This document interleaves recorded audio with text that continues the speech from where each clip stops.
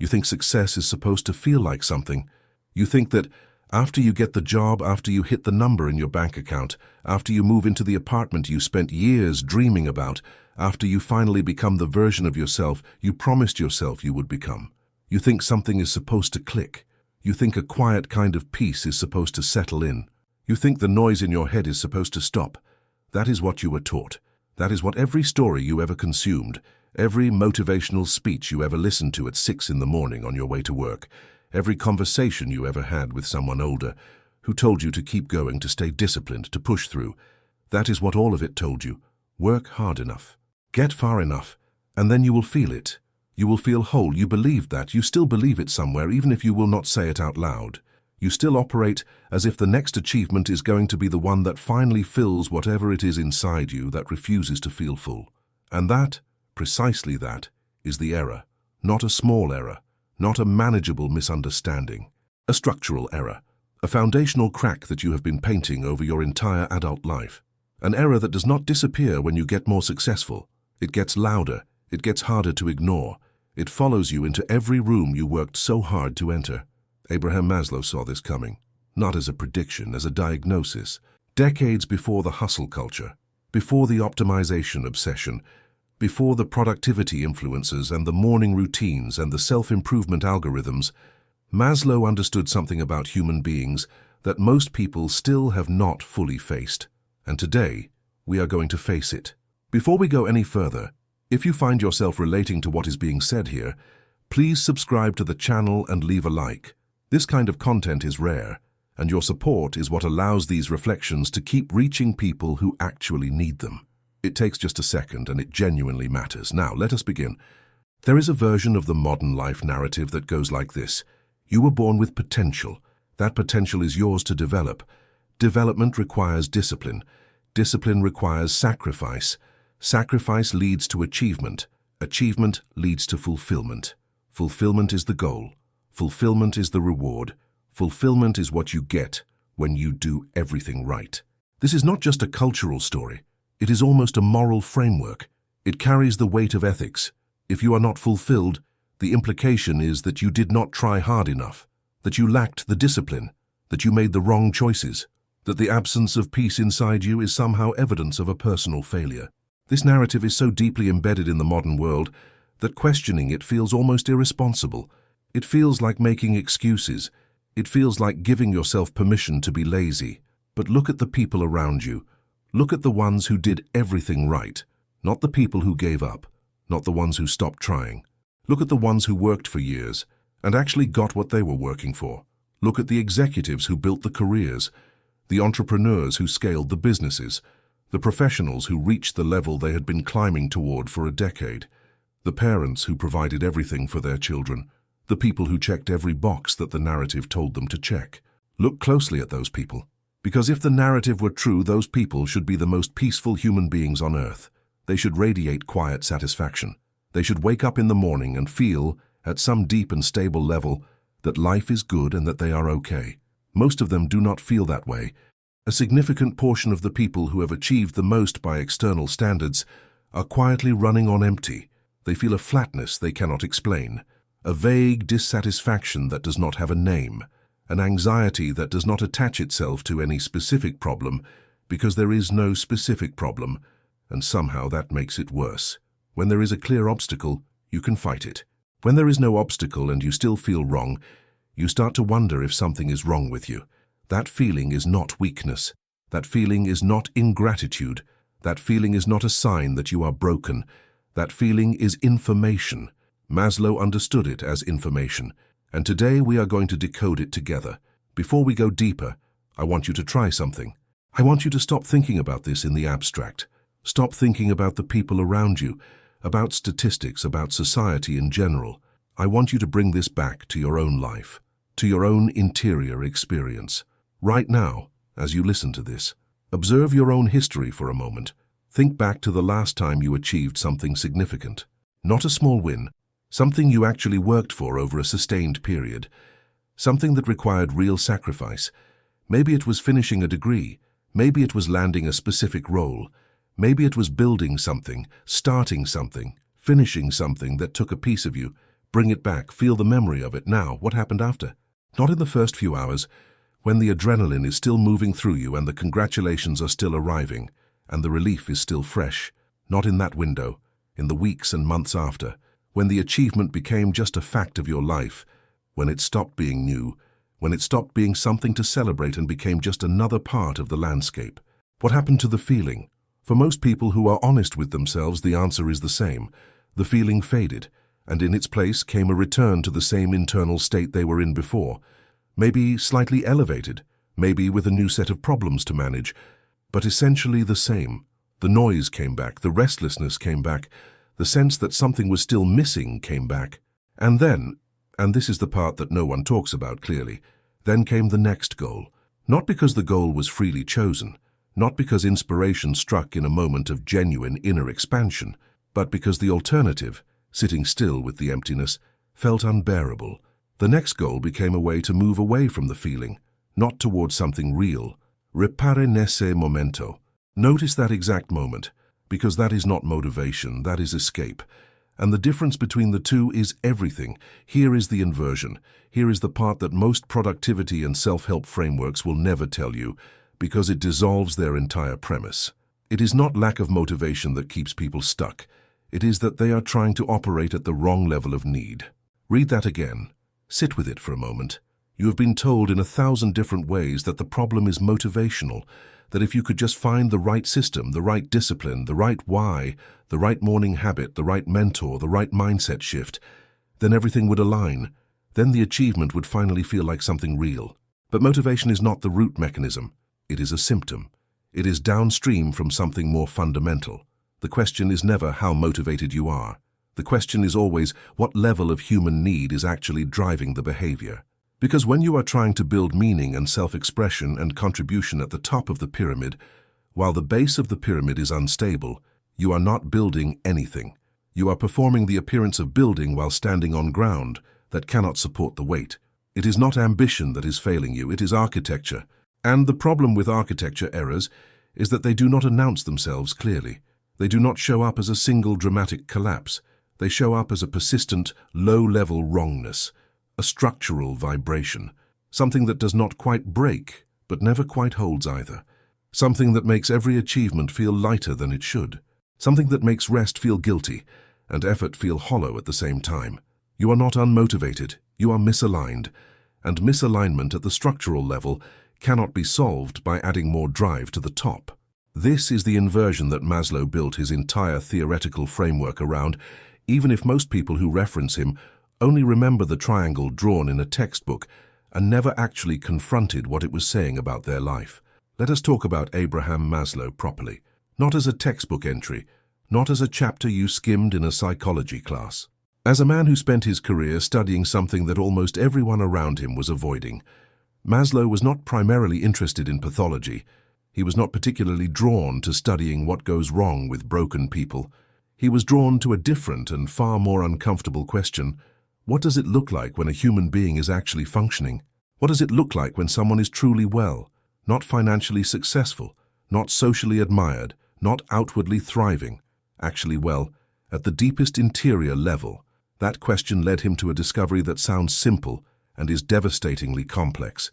Human beings have needs, and those needs exist in a structural order, not in a random order, not in a negotiable order, in a hierarchical order where each level depends on the foundation beneath it, where skipping a level does not just leave a gap, it makes the level above it inherently unstable. At the base of the structure are the most fundamental physical needs: the body, warmth, food, sleep, the biological requirements that, when unmet, overwhelm everything else. When these are absent, nothing else matters. The mind does not philosophize when the body is in crisis. It survives. Above that comes safety, the need for stability, for predictability, for an environment that does not feel threatening, not just physical safety, psychological safety, the sense that the ground under you is consistent enough to plan from, consistent enough to trust. Above that comes belonging, connection, the experience of being known by other people and knowing them in return. Not admired, known, not followed, connected. The deep mammalian need to be part of something larger than yourself. held by something that does not require you to perform for its approval. Above that comes esteem, the experience of respecting yourself and being respected, of feeling capable, of having a functional relationship with your own value as a person, of not needing to prove yourself because the proof already lives quietly inside you. And at the top, only when everything below it is sufficiently intact, comes what Maslow called self-actualization, the full expression of your potential, the experience of becoming who you actually are. Not who you performed yourself into being, not who the narrative told you to become, who you actually are, at the deepest and most irreducible level. That last level, that is what most modern culture is obsessed with reaching. That is what the motivational industry sells. That is what the success narrative promises. That is what the productivity systems are all pointing toward. And almost none of them address what comes first. Imagine for a moment that you are trying to build the tallest possible structure. You are ambitious, you are disciplined, you are genuinely committed. You have the materials, the vision, the drive. You begin to build, but you begin from the top, not because you are reckless, but because you were never taught that the top depends on the bottom. Because everyone around you is also building from the top and calling it success. Because the culture rewards what is visible, and what is visible is always the top floor, never the foundation. For a while, the structure holds. Momentum carries it. Adrenaline carries it. External validation carries it. The praise of other people who are also building from the top carries it. And it looks impressive. From the outside, it is genuinely impressive, but the structure does not breathe, it does not relax, it cannot afford to relax, because if it stops moving, if it goes still for long enough, the absence of a real foundation becomes undeniable. The vibration starts, the flatness arrives, the quiet, nameless wrongness settles in. This is not a metaphor for a small subset of driven people. This is a description of the dominant condition of modern adult life. The majority of people living in the developed world right now are attempting to operate at the self-actualization level, pursuing meaning, purpose, creative expression, personal legacy, while the levels beneath it are genuinely, structurally incomplete. Not catastrophically incomplete, not in ways that show up on any diagnostic test. Subtly incomplete, quietly incomplete. Incomplete in the ways that modern life specifically teaches you to ignore, override, and perform your way past. Chronic sleep deprivation, not catastrophic, just chronic. Just enough to make everything slightly harder and slightly flatter, without being dramatic enough to name as a real problem. Relationships that are more performative than genuine. Not fake, just curated. Not cold, just not deep. Not absent, just not the kind of connection that actually meets the belonging need at the cellular level. A relationship with your own value that is entirely conditional, that is built on what you produce, not who you are, that evaporates when you stop performing, that requires constant maintenance through achievement, through recognition, through visible progress. These are not dramatic failures, they are structural absences, and they make the top floor impossible to inhabit with any real peace, no matter how high you build it. If this resonates with you, if something in what you are hearing right now is landing as true in a way that is uncomfortable, I want to invite you to leave a comment. Tell me where you are listening from. Tell me what level of this structure feels most unstable in your own life right now. Sometimes the simple act of naming it, of putting it into words, even just in a comment on a video, moves something. And sometimes knowing that thousands of other people are sitting with the exact same recognition, that changes the quality of the silence. Now let us expand this, because what we have been describing as an individual phenomenon is not actually individual at all. The structural misalignment that Maslow identified in human development is not just a personal problem, it is a civilizational pattern, and once you see it at the civilizational level, it becomes very hard to unsee. Think about what modern culture does with the hierarchy of needs. The base levels, the physical, the psychological safety, the genuine belonging. These are treated as given, as default, as the background conditions of normal life that do not require any special attention because they are just there, assumed, handled, not interesting enough to build an industry around. The top level, self-actualization, purpose, peak performance, the full expression of potential. This is where the economy lives. This is where the culture focuses its energy, its language, its incentives, its marketing, its aspirational imagery. Buy this and become more you. Build this habit and unlock your potential. Follow this system and finally live the life you were meant to live. The bottom of the pyramid is treated as solved. The top of the pyramid is sold as the perpetual frontier, but the bottom is not solved. Not even close. In a world where most people are chronically sleep-deprived, where loneliness has become one of the most significant public health concerns of the current era, where the majority of working adults report feeling chronically anxious about financial stability, even when they are objectively secure, where genuine community has been replaced by digital connection that delivers the appearance of belong. Fine without the substance of it, the base of the pyramid is anything but stable. And yet we keep building from the top.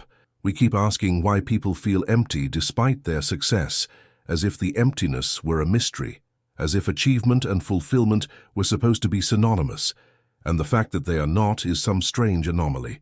As if the problem were personal, a character flaw, a gratitude deficit, an ingratitude problem, rather than structural. Maslow did not see it as a mystery. He saw it as a predictable consequence of a misunderstood sequence. You cannot sustainably inhabit a higher level of need while the lower levels remain structurally unmet. You can visit the higher level. You can perform it. You can convince yourself and others that you are there, but you cannot rest there. You cannot be at home there, because the ground beneath it is not stable enough to hold you when you stop moving. Here is something that your intuition is probably resisting right now, because this is the part where the mind begins to negotiate. You might be thinking, but I have seen people with genuinely difficult circumstances, with real instability at the base levels, who still managed to build something meaningful, who still found purpose, who still created, who still contributed. And that is true. The hierarchy is not a prison. It is not a rigid sequence that allows no exceptions and no grace. Human beings are more complex than any model. Resilience is real. The capacity to find meaning in difficulty is real. The human spirit is not a simple mechanical system that shuts off when a lower need is unmet. But here is what is also true, and this is the part the mind does not want to sit with.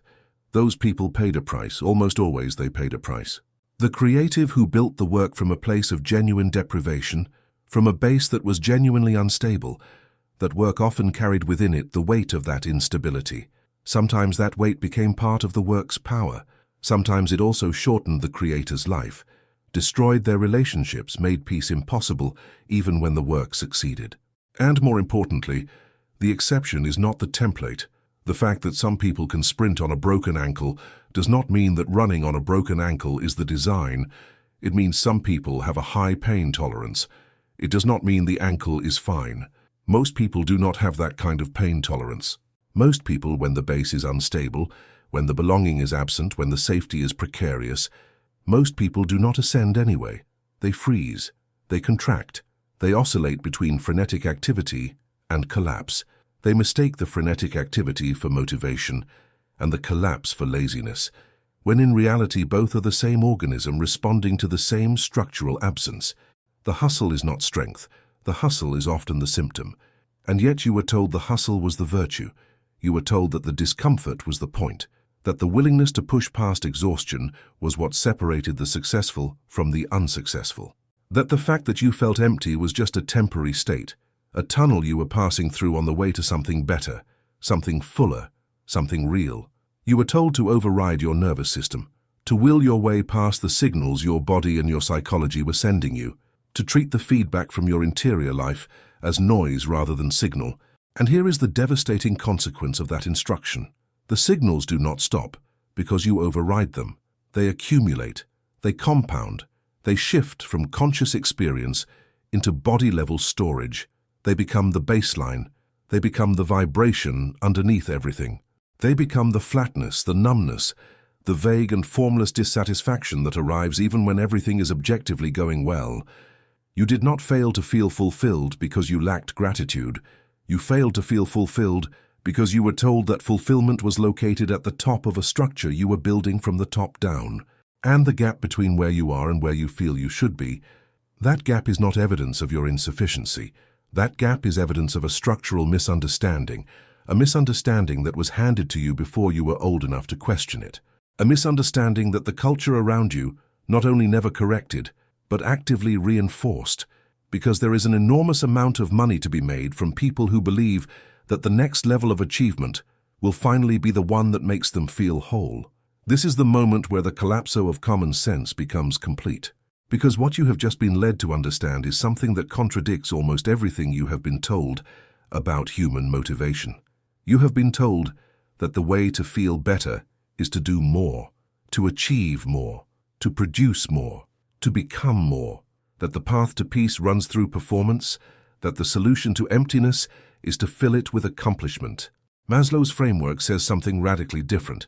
It says that the path to the top of the pyramid runs through the bottom, always, without exception, not as a detour, not as a prerequisite to check off quickly and move past, as a living, ongoing practice of actually attending to the lower levels with real seriousness and real honesty. The person who wants to live a creative, purposeful, self-actualized life does not get there by overriding their need for rest. They get there by building a relationship with their body that is genuine enough to be sustained. The person who wants to contribute meaningfully to the world does not get there by performing belonging in digital spaces while starving for genuine human connection in physical ones. They get there by doing the often slower, often less glamorous work of building real relationships in real proximity. The person who wants to feel free does not get there by achieving more. They get there by establishing enough psychological safety, enough interior stability, enough honest relationship with their own needs that the ground beneath them actually holds. This is not a call to abandon ambition. This is not an argument for smallness. This is not a philosophical defense of doing less for its own sake. This is a structural argument, a foundational argument, an argument that says the ambition itself will be more coherent, more sustainable, and more genuinely satisfying when it is built on a foundation that is actually solid. The tower built from the bottom is not smaller, it is more real. Now let us bring this all the way back to you right now, to the actual texture of your daily life. The emptiness that you feel after the success is not ingratitude. It is a message, a signal from a level of the pyramid that has been asking for attention for years, possibly for decades, while you kept directing your energy upward toward the external markers that the culture told you were proof of a life well lived. The flatness is not depression in the clinical sense, although for some people it does cross that line. For most people, it is something more precise than that. It is the interior recognition that the frame you have been operating inside of was always too narrow, that the version of success you have been pursuing was always a version defined by other people's measurements, other people's timelines, other people's ideas about what a complete human life should look like. The exhaustion you feel is not a character flaw. It is the natural consequence of spending years trying to build the top of a pyramid while managing the instability of everything underneath it. That is not sustainable. That was never supposed to be sustainable.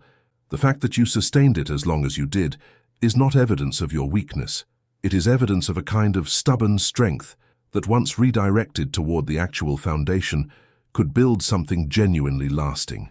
The anxiety you feel in quiet moments, the discomfort of stillness, the strange unease that arrives when there is nothing to do, that is not a sign that you are broken. That is the accumulated pressure of unmet lower needs finding the cracks in the surface when the activity stops. That is the pyramid asking, in the only language it has, for you to come back down and reinforce what was never properly built.